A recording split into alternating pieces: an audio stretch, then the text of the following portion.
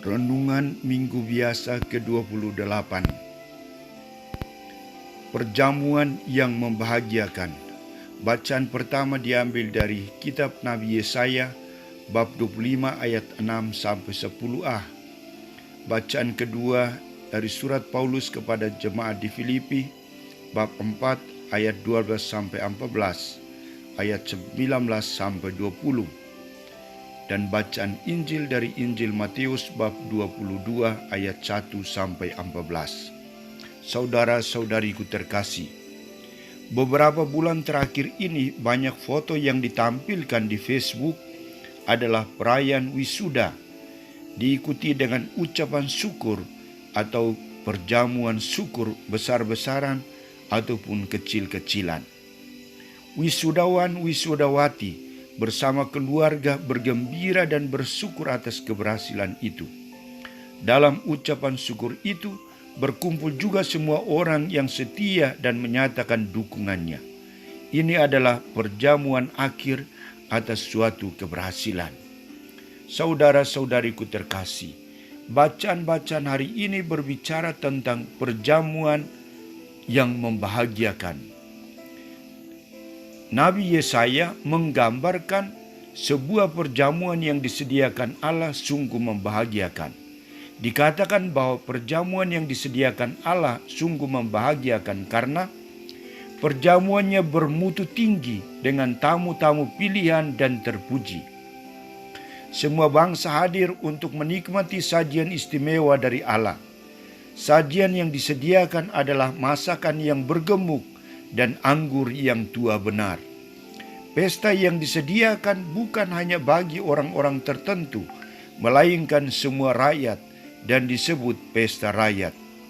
Segala jeripaya, duka dan derita ditinggalkan.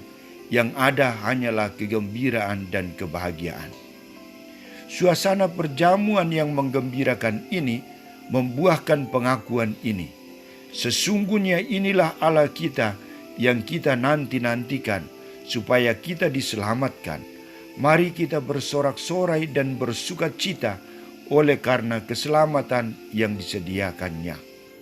Saudara-saudariku terkasih, dalam Injil hari ini Yesus melanjutkan gambaran perjamuan yang membahagiakan dengan perjamuan nikah yang meriah. Perjamuan ini juga membahagiakan karena semua yang diundang untuk terlibat dalam perjamuan itu, makanan dan minuman yang telah disediakan. Prinsip Allah adalah siapa saja yang kau jumpai, undanglah ke pesta nikah ini. Titik dasar undangan Yesus adalah tawaran belas kasih. Tetapi apa yang terjadi dengan tawaran belas kasihan Yesus? Semua orang yang diundang dalam perjamuan ditawari kedudukan dan peran tertentu, tidak sanggup memahami pentingnya tawaran itu. Ada yang mementingkan dirinya sendiri, pergi ke ladangnya, mengurus usahanya.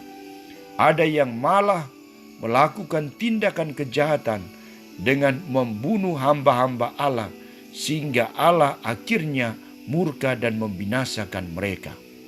Semuanya tidak layak untuk masuk dalam perjamuan Tuhan. Usaha Allah yang kedua adalah mengundang semua orang yang dijumpai di jalan-jalan, orang baik dan orang jahat. Namun yang dituntut Allah adalah harus berpakaian pesta. Sikap Allah ini untuk mewujudkan rencananya bagi manusia. Mengapa orang tidak sanggup terhadap undangan Allah ini? Saudara-saudariku terkasih, terhadap pertanyaan ini, Santo Paulus mengatakan bahwa semua umat beriman harus menyadari tugas dan panggilannya. Bagi orang yang dipanggil untuk mengikuti Kristus, mereka harus lepas bebas. Kaya dan miskin sama saja, karena yang penting adalah hubungannya dengan Kristus. Sikap lepas bebas akan menjadikan orang beriman lebih bersemangat dalam memperjuangkan hidup tanpa merasa terganggu oleh kekayaan atau kemiskinannya. Bagi Paulus, dasar itu adalah kasih Kristus. Kekuatan yang ada adalah kekuatan Dia yang menyertai perjuangan.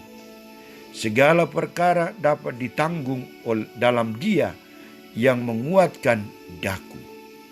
Arah pemikiran Paulus bagi kita adalah memuliakan Allah dalam segala hal dan pada setiap waktu.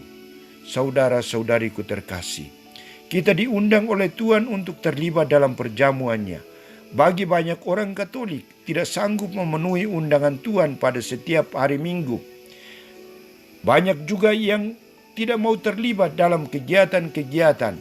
Misalnya, persekutuan Bapak Katolik, Perhimpunan Ibu Katolik, OMK, Misdinar, kegiatan Minggu Gembira, dan lain sebagainya.